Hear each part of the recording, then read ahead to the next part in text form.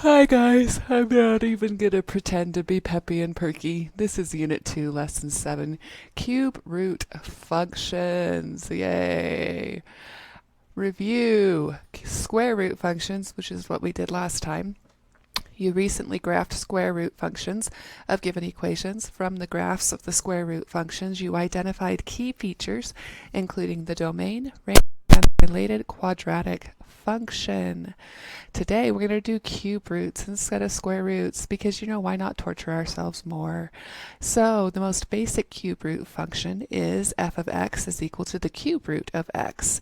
The following graph and table represent this function. This is what it looks like. Its points are -8, -2, -1, -1, 0, 0, 1, 1, and 8 and 2. All cube root functions can be written in the form y equals a times the cube root of x minus h plus k, where h and k are real numbers and a is a real number not equal to 0. You will need that formula. Unlike square root functions, a cube root function is defined for all real numbers. Therefore, the domain of a cube root function is negative infinity, infinity using set notation. Notice that there is no endpoint like the square root function, and hk refers to the point where the function bends. We have no endpoint, okay? It goes forever in both directions. The domain is infinity and negative infinity. That negative infinity infinity is going to be really important. They ask you lots of questions about that in the quick check and the practice questions, so make sure that's in your notes, okay? Here's a check-in. What values of x should you choose when creating a table of points? There's no way you should know this, so we'll just go to the answer. Choose values of x that make the expression under the cube root symbol a perfect cube, such as -27, -8, -1, 0, 1, 8, or 27. This is important. This should be in your notes. So before, when we were dealing with what was under the square root, we wanted it to equal 0, right? Now we want it to equal one of these perfect cubes, because cube roots are already a nightmare. So let's make it as easy on ourselves as we can. How to graph a cube root function. I created these steps for you because the book was stupid and did not do it. Step 1, create a table of x and y coordinates.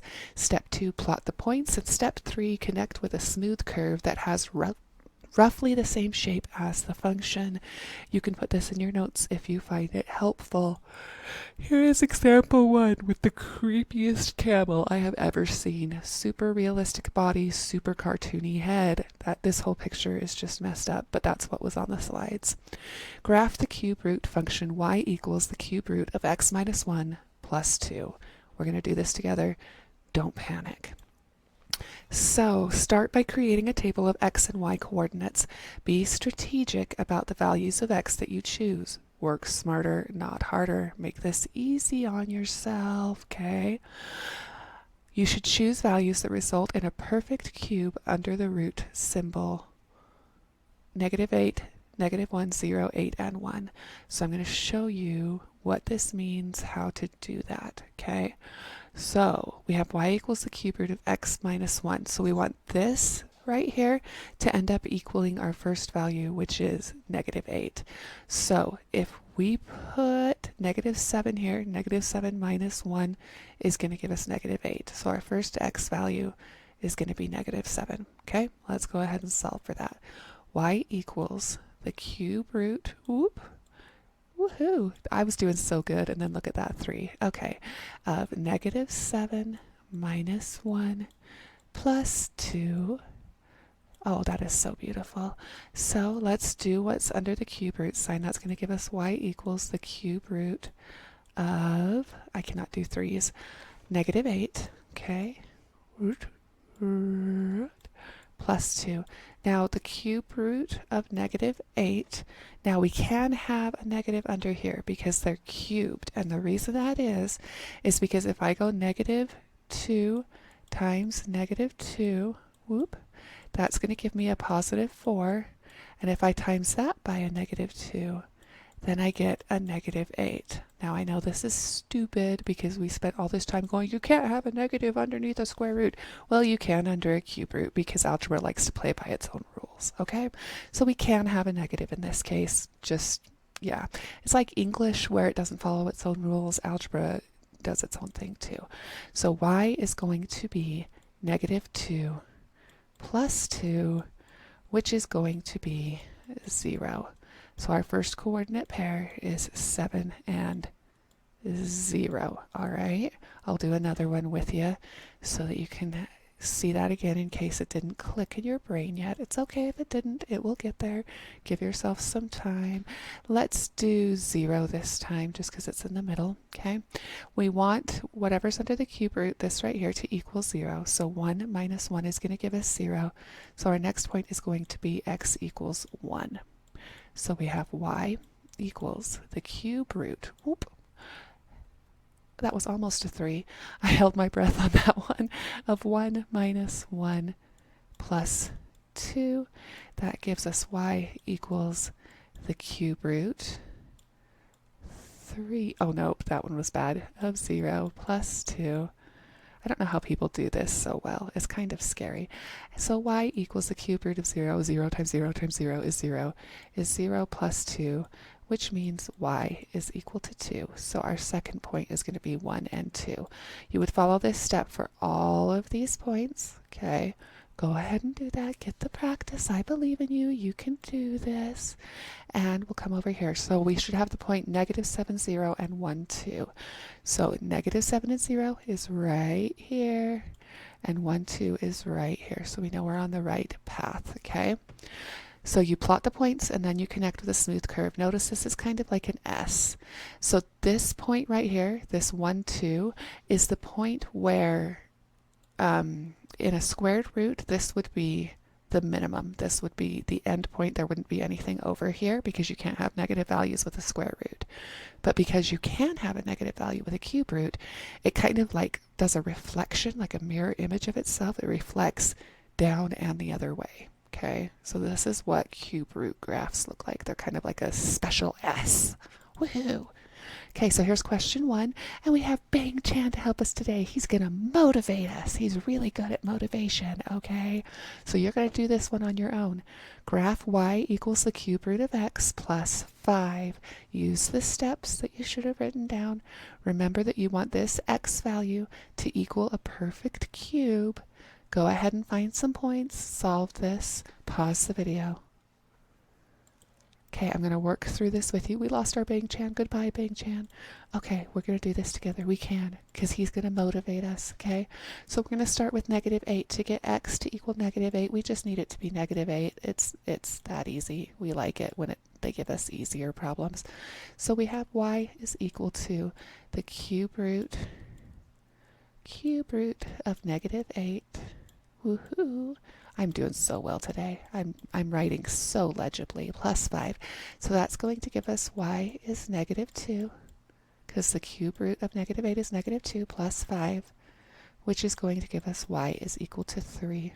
So our first point is 8 and 3. Okay, I'm going to do another point for you. Last time we did, I don't remember because I'm that good. Yeah, we'll do... Let's go back and look what pretty numbers it wants us to have because I don't remember. That's how wonderful I am. Okay, so let's do 0. 0's a beautiful number. We'll do 0 for you. Okay, so let's say x is 0. Okay, that means that y is equal to the cube root. Oh gosh, that's pretty. 0 plus 5. Which means y is equal to 0 plus 5, which is just plain 5. So another point on our graph is going to be 0 and 5. You do that for all 5 points that they normally want you to have. I'm sure this one has 5 because that's just the way the book goes. And the function is simply the parent cube of the root function translated 5 units up. Let's go back and look. We have -8 and 3. which is clear over here somewhere, so I can't show you that one. And then we have 0 and 5, which is right there. So we got that point right.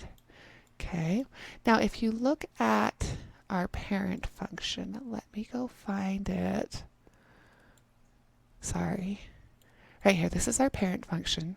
Okay. So it has -1, -1, 0, 0, and 1, 1. And then you come and look at the problem that we're doing right now. You can see all they did was they moved it up to 5 for the y-intercept. Okay, that's because of this number right here. So this number that's out here by itself is just going to change the y-intercept.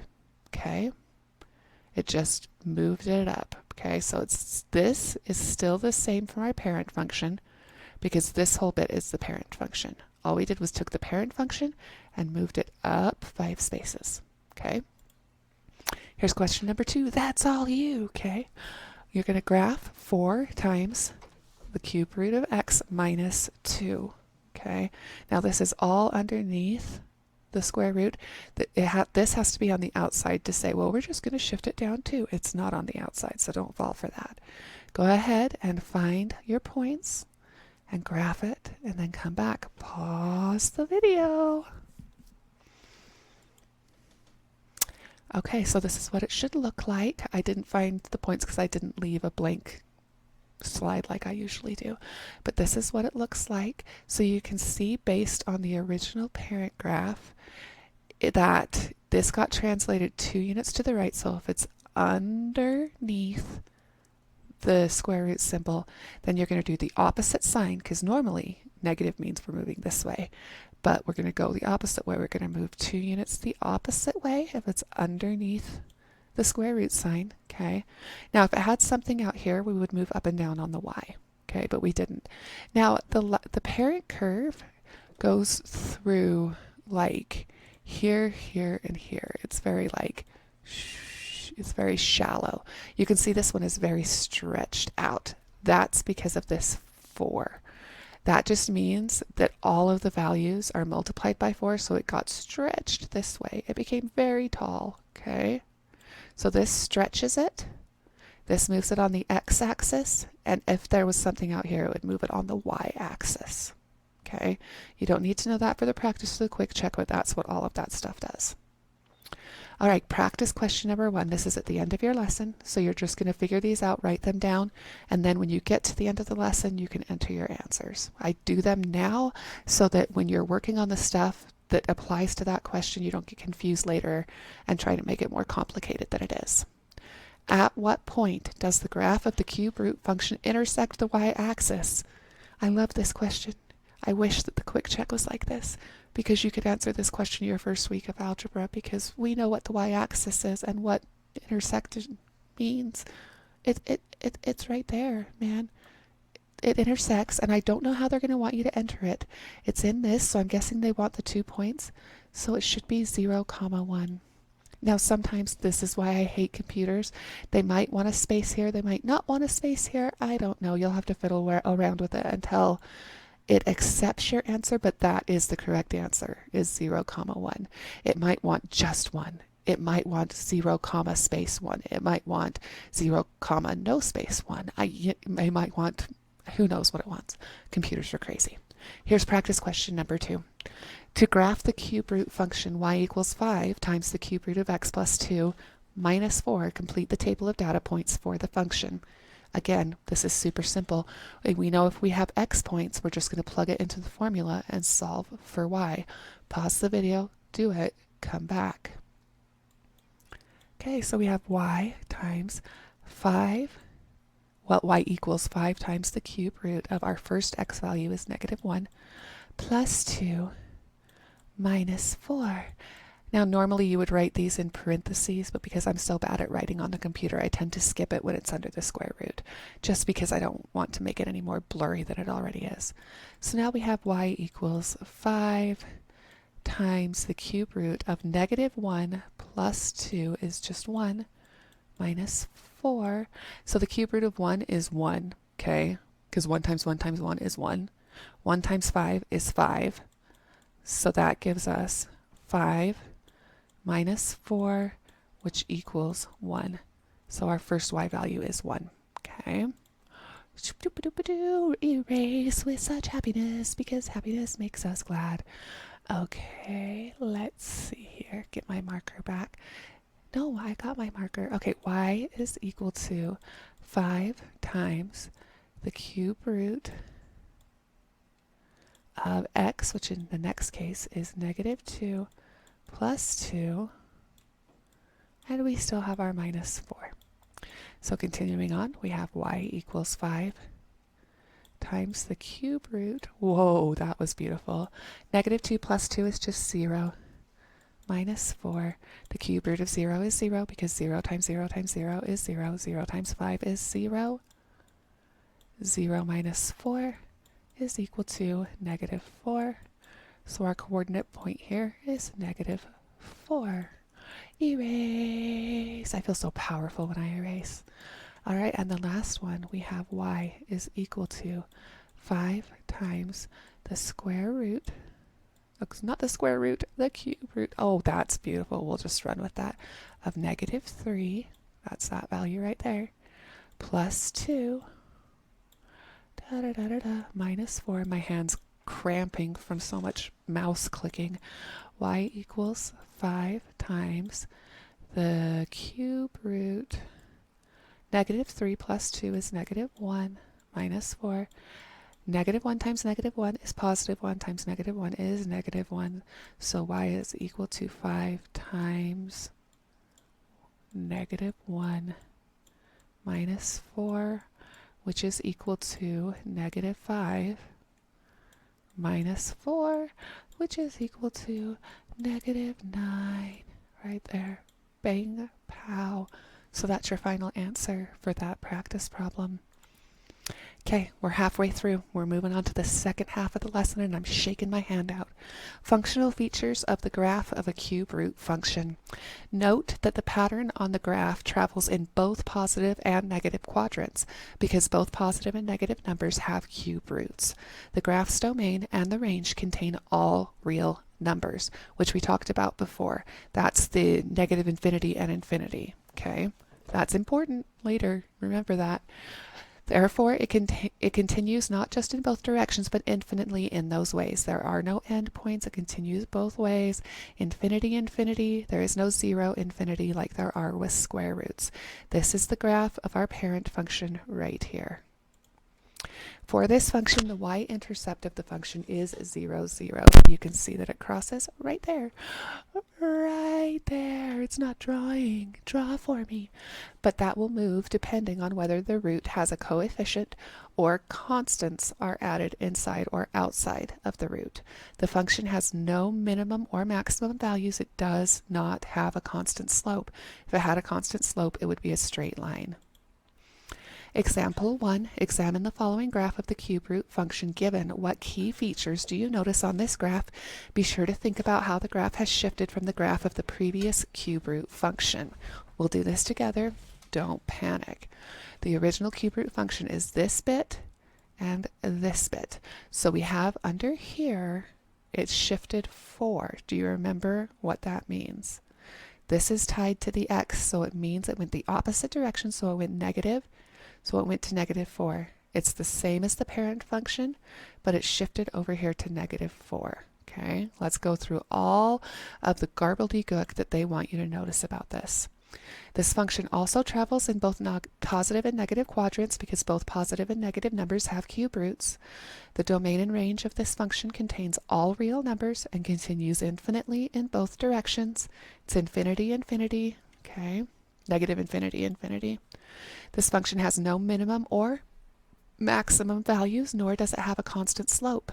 This function has different x and y intercepts. The addition of plus 4 within the cube root function moves the x-intercept 4 units to the left into negative territory. Do the opposite sign and move on the x-axis. Okay. For this function, the y-intercept is 0, 1.587, which you would never be able to tell from this graph. That would require math. Changing the x-intercept has also changed the y-intercept. Okay, when it was here, and it's the parent function, it crosses at 1, 1 and negative 1, 1, and the y-intercept is right here, okay?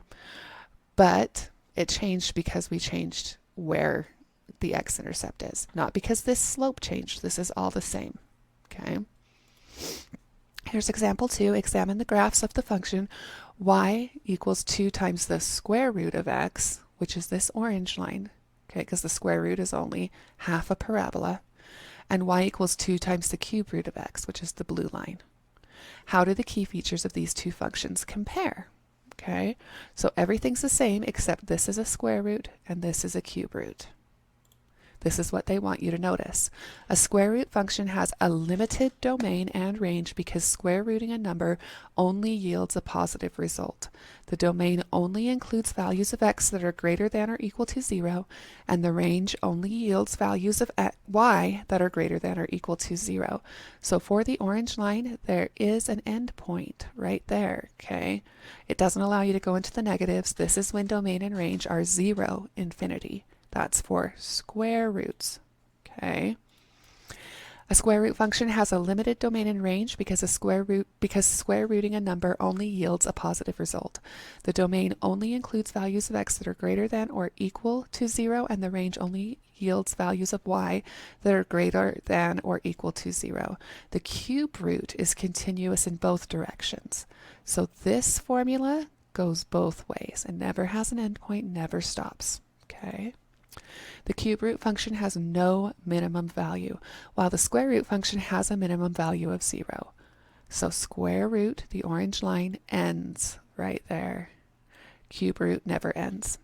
Notice how both of these functions change when a coefficient is added to the root. They both have stretched vertically. Because remember how shallow the other one is? It goes through here. The parent cube root goes like that, okay? But they've stretched because they have these 2's in front of them. Okay, here's question 1, and bang chan for motivation. Compare the key features of the functions of f of x equals the square root of 2x, and f of x is equal to the cube root of 2x. This is what we just discussed. So you should be able to just do this, but if you need to pause it and think about it, do that. But it's all the same stuff as before. Both functions have the same y-intercept, that's going to be important later, of 0, 0. The domain for the cube root is all real numbers, while the domain for the square root is limited to only positive numbers and 0. So for the cube root, it's negative infinity, infinity. For the square root, it's 0, infinity. Okay. The square root has a minimum value at 0. The square root stops, while the cube root has no minimum. The cube root just keeps going. Those are the important things. This is what you're going to need to know for the quick check and the practice at the end. Okay? If you need to write it down, do it. Here's question 2, and bing chan. Based on the graph of the square root function given, what can you infer about the graph of the related cube function? So this is showing us the square root, okay?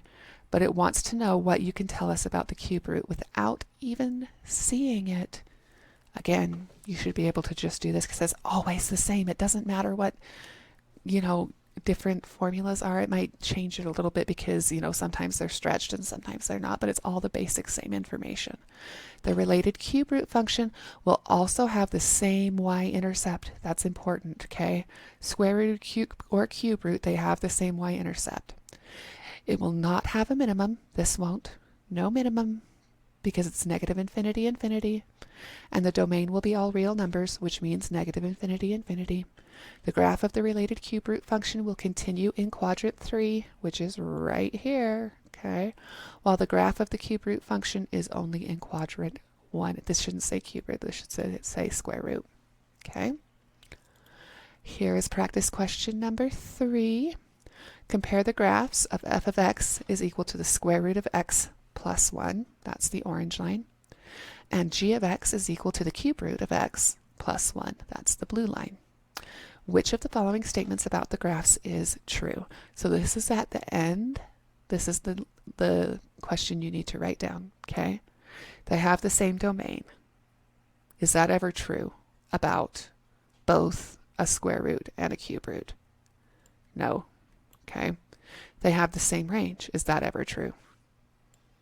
No.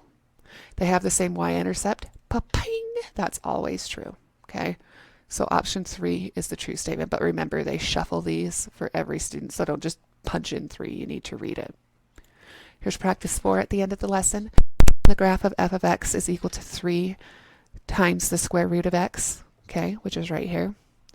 Which of the following statements about the graph of g of x is equal to 3 times the cube root of x must be true?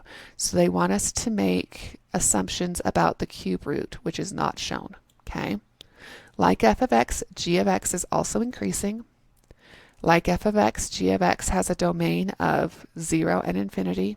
Do square roots and cube roots ever have the same domain? No. Like f of x, g of x has the same range of 0 and infinity. Is that ever true? No. Now, they never discussed this in the lesson, but what this means is that if you continued this line on, it's going to come down like this and mirror, right? But it has a general trend of upward, which means that it is increasing. I didn't understand this until I got to the very end of the lesson. A decreasing one would look something like this, okay? Because it has a general downward angle. So yes, they are both increasing. Okay? Remember to read, don't just punch in the number because that's the order it was for me. Save us, let's find a good one. A good one. I like this. He can come and save us because I just screwed up so badly. Save us, Bing Chan, save us. Find another Bing Chan. See him looking at me? He's going, you messed up twice on the same problem? Yes, I did. I'm sorry. I'm sorry. Motivate me. Okay. This table compares two options based on whether they pass through the point -1, -2, and their respective domain and range. Which option contains true statements about the graph? So the function is f of x is equal to the cube root of 8 times x. Okay. So everything is the same down here. The only thing that changes is whether it goes through the point -1, 2 or does not go through the point -1, 2. So how we're going to solve this, I've screwed it up twice already, but I believe we're on the right track now, is we're going to take this and we're going to substitute our points in for x and y into this formula.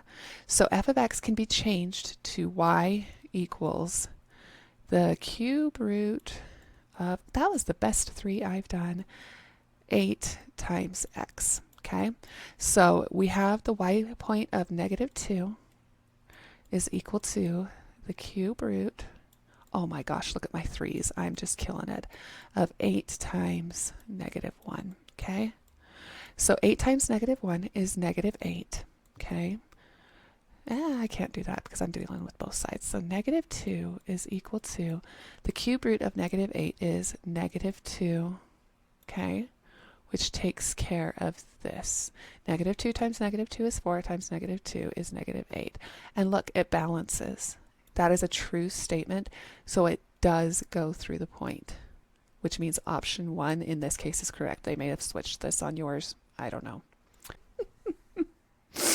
Oh my gosh, yeah, you need to look at me like this, Bang Chan. Yep. I'm giving answers away. I'm giving answers away. I had to go back and erase all of the answers that I was giving you. So what you can do is you can look here and you can figure out, okay, how does this underneath the square root, how does it affect how this moves? And then outside of the square root, how does that affect how that moves? And eliminate stuff that way. And then you can figure out whether or not this, it needs a 2 to change it. The other way you can do this, which is also correct, and working smarter, not harder, is to take these formulas and plug them into GeoGebra and see which one matches this. Because guess what? That's guaranteed to give you the right answer. Okay, quick check question number 2. Select the description that corresponds to the graphed function. There's 2 pages of descriptions here, so don't assume it's just on this first page. The domain of the function is the set of all non-negative real numbers, and the range is the set of all real numbers. So remember, you need to determine the difference for the domain and the range. You need to determine, is this the one that's -infinity, or the one that's 0, infinity? Okay, so that deals with these first 2. And look, it's still domain and range. So you need to figure out, is this -infinity, or 0, infinity? And then, figure the correct answer in all of these options. Quick check question number 3 says compare the graphs of blah and blah. Identify which of the following features is true about the graphs. The graphs have the same y-intercept, the graphs have the same x-intercept, the graphs have the same domains, the graphs have the same ranges. And I believe you can only pick one answer on this one. Okay, quick check question number 4. This table presents 4 options comparing the domain, range, and behavior increasing or decreasing of 2 functions. Compare the graphs of blah and blah. Which of the following options describing the graphs is true? Now on mine, it did not provide me with the actual graphs unless, yeah, it didn't. So you could always go to geogebra.com and enter these and look at the 2 graphs to help you figure out especially the slope, okay, to find out if they're decreasing or increasing. But you'll just go down and figure out the domain and range, and then that. I believe in you. Go slow, take your time. And quick check question number 5 says compare the graphs of blah and blah. Which of the following features about the graphs is true? The graphs have the same range, the graphs are both increasing, the graphs are both decreasing, the graphs have the same domains. If you need to go back and watch the slide about increasing and decreasing. It's the general trend of if they're going up or down. And if you need help looking at domains and ranges, go back. Don't get a bad score just because of this. And you know, this slide made me laugh, and I feel like it's really appropriate for how I did. It says, "Think for you, basic learning." That was the slide that it gave me as part of this package. Think for you, basic learning. Think for you, basic learning. Think for you, guys. Think for you.